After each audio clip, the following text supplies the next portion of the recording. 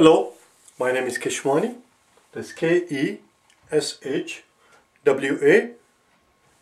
Keshwani. I have been solving math problems for GRE out of this book here, practicing to take the GRE journal test, the 10th edition. If you do not own this book already, purchase it immediately.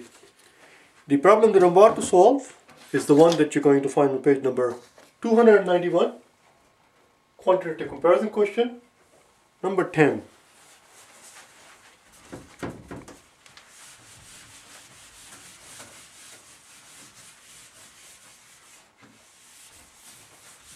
Let's see what it has to say. Number 10.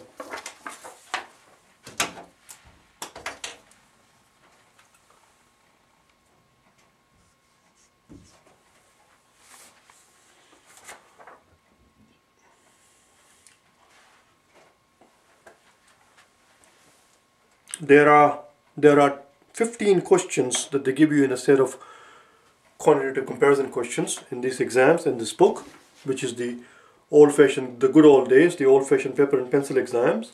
And in the paper and pencil exams, as I always remind you, the questions used to be arranged in the order of difficulty. In this case, they give you 15 questions, 15 quantitative comparison questions. Therefore, on a scale of 1 through 15, the first 5, 1 through 5 are easy. The next 5, 6 through 10 were supposed to be medium, and the last 5, 11 through 15 were the hard ones. This is number 10. It's supposed to be the borderline medium hard question, supposed to be. But sometimes it doesn't work out like that all the time. 76%, three-quarter of the people who took the exam got this question right, because it's a fairly straightforward question. So what they're telling you is that they want you to compare two quantities, x plus y versus x minus y. Well, your gut feeling, your instinct might tell you right away that the answer is D here, because I do not know anything about x and y. If x and y are both 0, then of course if x and y are both 0 and these are x times y will be 0, 0 times 0 is 0, 0 plus 0 is 0, answer may be C. If they are something other than that, if they are 1 and 1 or 1 and 2, the answer will be, if it were 1 and 2, this will be 3, and that will be 2 times 1 will be 2. Answer will be something other than C. And you might think that the correct answer therefore is D. But they do tell you something about x and y. It's not that we do not know anything about x and y. One has to pay attention. On the very top, they tell you this part. They tell you that x, let me rewrite it. They tell us that x is less than y. Still, so far it doesn't tell me much at all, but then they go on to tell us that y is less than 0. Well, now we're getting someplace. If y is less than 0, or 0 is more than y, same thing, if y is less than 0, that tells me that y must be negative. Y must be negative. But then they go on to tell us that x is even less than y. So x is less than y, which is less than 0, but that tells me that both x and y are negative. That's all we need to know.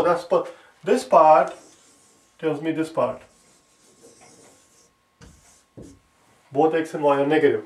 So here, a negative plus a negative number plus a negative number, no matter how small the negative number is, no matter how large the negative number is, when you add two negative numbers, you end up with another negative. A negative plus a negative plus a negative is going to be negative. On the other end here, since x is negative, how do I know that x is negative? Because they tell you that x is less than 0 and y is less than 0. So x is negative and y is negative, as we already saw here. And therefore their product, whatever the product it is, no matter how large it is, no matter how small it is, whatever the product is, the product of x and y, because they are both negative, it has to be positive. And therefore we have a positive quantity here, a negative quantity here. This is your column B, this is your column A, therefore the answer is B. And that's all.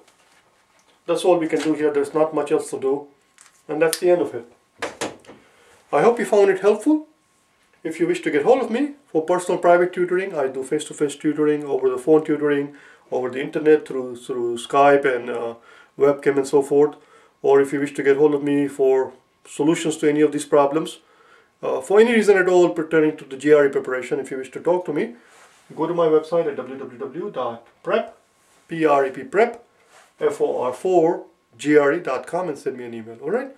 Or you can go to KeshwaniPrep.com, same website, and send me an email, alright? Thank you.